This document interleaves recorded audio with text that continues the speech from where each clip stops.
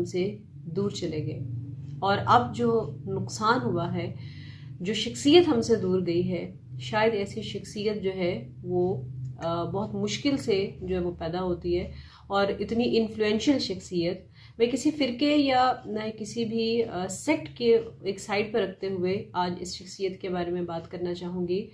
अहले सुन्नत और बरेलवियों के एक बहुत बड़े रहनुमा, एक ऐसे आलिम दीन कि जिन्होंने भरपूर अंदाज में जो नामूस रिसालत के लिए उन्होंने काम किया, वो शायद ही किसी आलिम दीन ने वो काम किया होगा। जो उनकी ज़िंदगी का सफ़र था उसमें सबसे ज़्यादा जो अहम चीज़ रही वो थी नामूस रिसालत के लिए जद्दोजहद।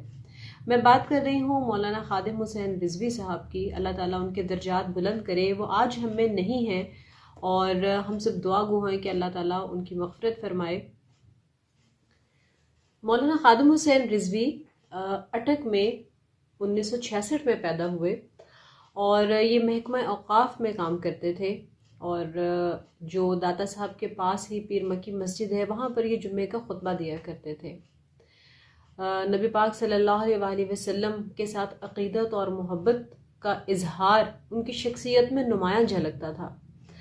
जब 2011 में मुमताज़ कादरी वाला जो है वो इंसिडेंट हुआ कि उन्होंने सुलेमान तासीर को कत्ल कर दिया और फिर उसके बाद मुमताज़ कादरी को फांसी दे दी गई, तो उस वक्त इनकी ये वो शख्सियत थी कि जिसने वाज़े तौर पर ऐलान जिहाद भी किया और ये कहा कि जो शख्स जो है वो तहफ़्फ़ुज़ नामूस रिसालत के लिए आगे आएगा। और जो मुमताज़ कादरी ने किया है, ये उनका स्टैंस था कि उसने बिल्कुल ठीक किया है। इसके लिए उन्होंने लाहौर में भी जलसा किया और मुख्तलिफ शहरों में उन्होंने जलसे किए।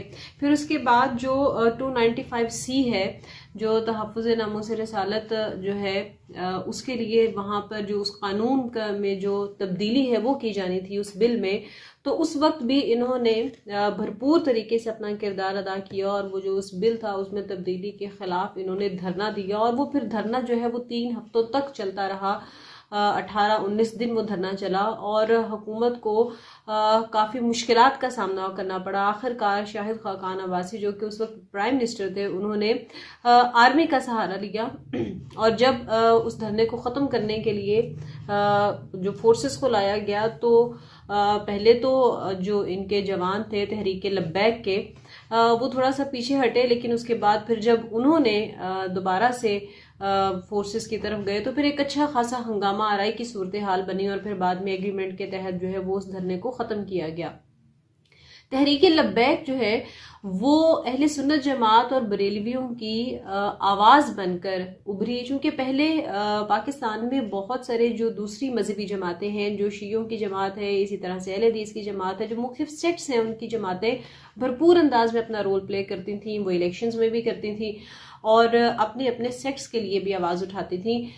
लेकिन जो सुन्नी हैं, अहले सुन्नत जमात हैं और बरेलवी हैं, उनके लिए पहली दफ़ा तहरीक लब्बैक की सूरत में मौलाना खादिम हुसैन रिजवी की सूरत में एक ऐसा शख्स सामने आया कि जिसने भरपूर तरीके से उनकी नुमाइंदगी की और इलेक्शन में भी वो वाज़े तौर पर नजर आए और उन्होंने अच्छे खासे तादाद में जो वोट बैंक था वो उनको मिला।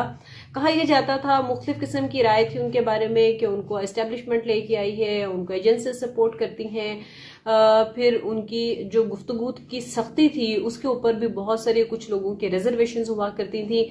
लेकिन इन तमाम बातों के साथ साथ अगर हम उनकी जो काविश है, जो उनकी एफर्ट्स हैं तहफ़्फ़ुज़ नामूस रिसालत के लिए, वो मेरे ख्याल में आज तक जो पाकिस्तान बनने के बाद से लेके अब तक जो हम देखें तो उसमें जो एक जोश और जज्बा उनकी शख्सियत ने लोगों के अंदर पैदा किया, इस तरफ जो एक रुझान था आम लोगों का, उसको एक आम इंसान तक इस जज्बे और मोहब्बत को उनके दिलों के अंदर पहुंचाया, इसमें बहुत बड़ा जो किरदार है वो मौलाना खादिम हुसैन रिजवी साहब का है।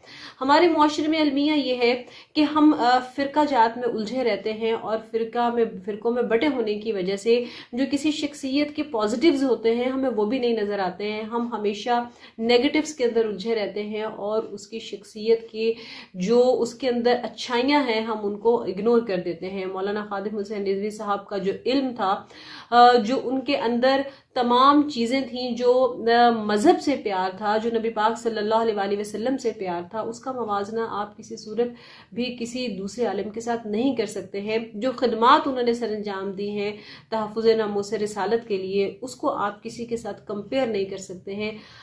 मैं सिर्फ ये कहना चाहूँगी कि हमारे आलिम दीन जो है वो चाहे किसी भी फ़िरके से ताल्लुक़ रखते हों, उनकी अपनी अपनी जगह पर अहमियत है। अल्लाह ताला उनके दर्जात बुलंद करे। ये एक अहद था जो तमाम हुआ, ये एक शख्सियत थी, अपनी ज़ात के अंदर एक इदारा था जो ख़त्म हो गया।